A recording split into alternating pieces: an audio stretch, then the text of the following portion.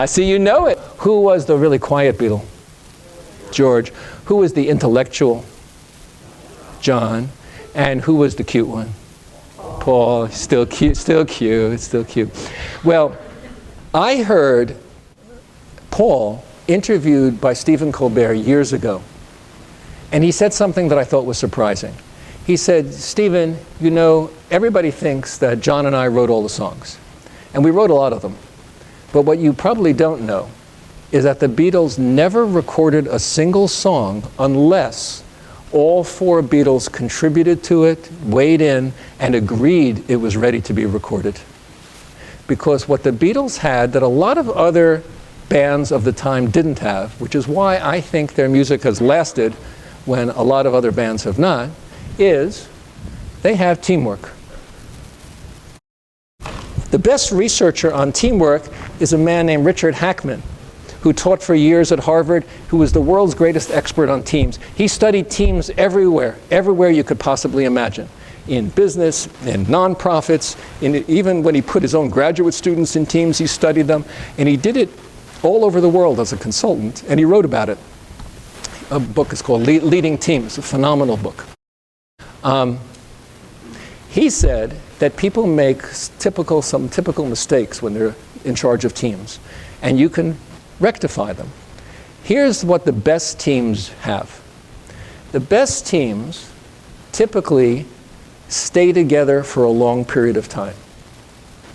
A lot of times new bosses come in and they move people around like crazy.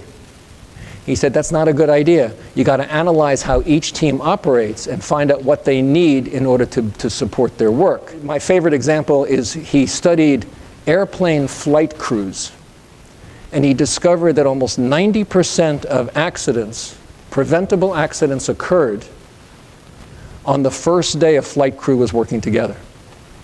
And flight crews are constantly in flux because instead of giving people raises, what they did is they give them rights to bid on their routes. And because the employees can bid on their routes, they're constantly forming new flight crews.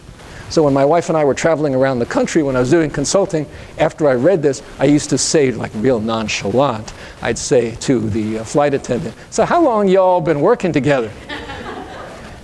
And if they said, oh, this is our first day, I told my wife, we got to get off this plane. He said, if a team stays together longer, it forms a kind of collective intelligence because you understand how each other work and you can begin to make up for each other's shortcomings and take advantage of what each person brings to the team. The second way a team works the best, he discovered, is if the team is diverse. Now, I'm not talking about, I know diversity is a hot topic these days. I'm not talking about diversity in terms of a moral imperative. I'm talking about in terms of productivity.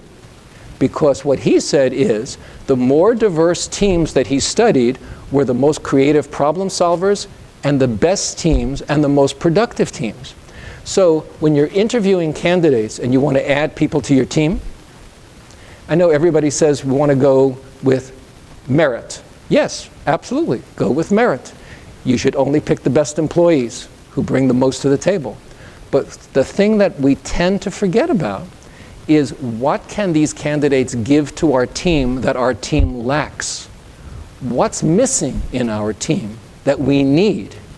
And it could be based on culture, race, gender. It could be based on those multiple intelligences. Some people are great at data analysis. Some people are great at human relations. You need various perspectives on a team to make the team productive.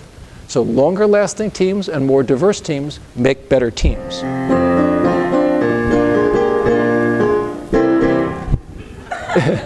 I think you know that song. What's the name of the song? Who sang it? Who? Yeah, thank you. There they are. Weren't they the coolest? So we've been together almost an hour, so now I feel like I can trust you. So I'm going to reveal something to you. I always wanted to be a temptation. It's not that funny. Well, maybe it is. Well, I'll tell you what. If you would, I know some of you already know the words, but if I give you the first verse and you sing that song, I'll show you what I got, all right?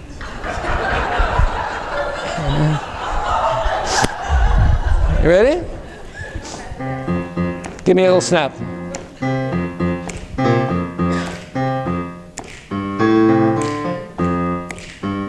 I got sunshine on a cloud. And when it's cold outside, I got the month of May. Well, I guess you say, what can make me feel this way? My girl, my girl, my girl, talking about my girl, my girl. Thank you, thank you, thank you. Well, now I know all your organizations are in good hands because clearly you are kind and generous and forgiving people. So what can we learn from the Temptations? You got to move together. Nobody moved together like the Temptations. And the truth is, if you can help your team, your department, begin to move together and feel like it's not one person's job, but we're doing it together, what happens then is it creates a kind of momentum. And the best way I know to do that, like I said before, is to keep track of your data, show the progress. And the second way I learned from Dr. Freeman Hrabowski, who was the president of UMBC for years. He said, great guy, right? He said, one of the best ways to create this kind of momentum is to tell success stories. Most of the time we bring our employees together, our leadership teams, and we tell how sad we are and we talk about all the problems. Instead, make time to share the successes, because that's what builds people up and helps you move together. What a wonderful world.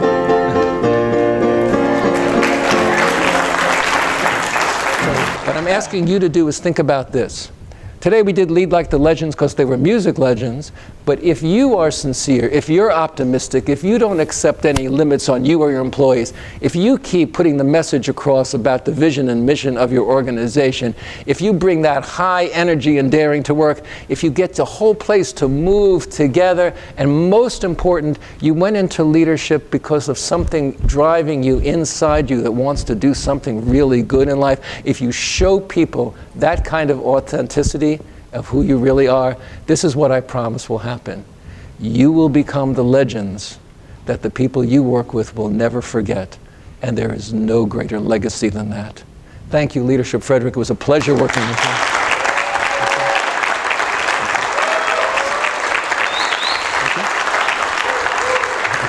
And